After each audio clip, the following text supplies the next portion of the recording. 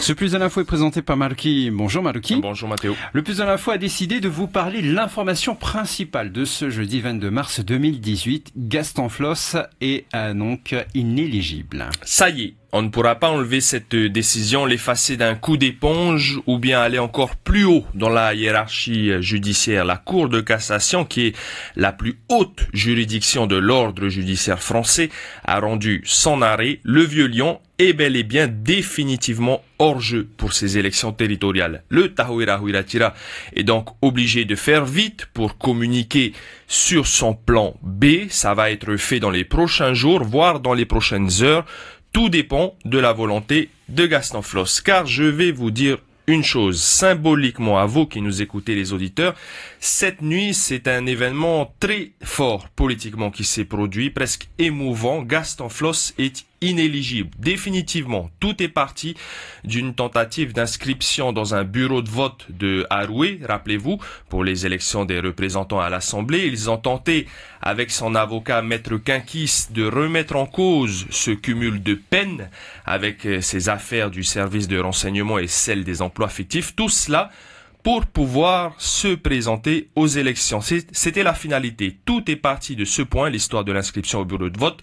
S'en est suivi une bataille judiciaire qui, du coup, a été rapide, il faut l'avouer, à peine quelques mois pour rendre une décision, après avoir fait tout le chemin judiciaire jusqu'en cassation, première instance, appel, etc. Comme quoi la justice peut être rapide quand elle veut aussi, au passage.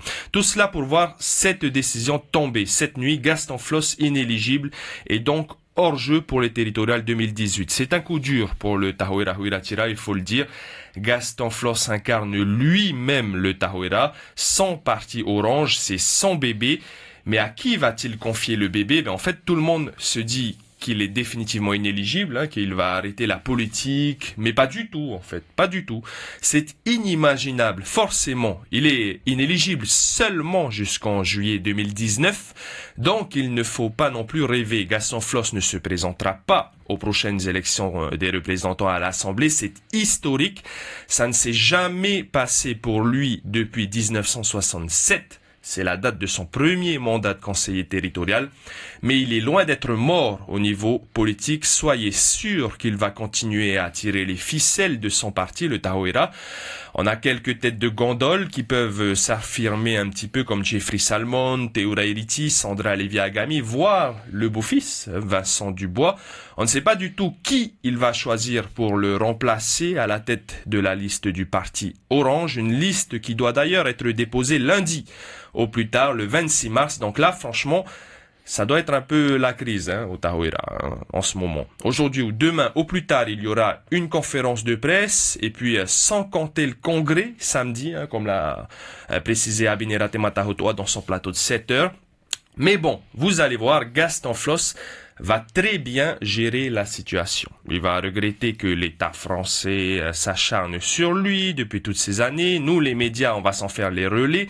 Dès qu'il s'exprimera, on lui tendra le micro pour réagir à cette décision historique. Gros coup de poignard, mais de là à prendre sa retraite, personne n'y croit. Juste petit hic pour Gaston Floss. Il faudra changer les imprimés des 12 actions d'urgence du programme Orange parce qu'en slogan, Gaston Floss glisse « Ce que je dis, je le fais ». Mais force est de constater que cette année, il pourra dire ce qu'il veut, il ne pourra pas le faire, étant donné qu'il est inéligible. 87 ans le 24 juin prochain, et s'il attend les prochaines élections territoriales, ce sera en 2023. Il aura alors 92 ans. On va voir s'il est capable d'aller jusque-là. C'était le Plus de l'info consacré à, cette légende politique. Et c'était avec Maruki Dili. Merci beaucoup Maruki.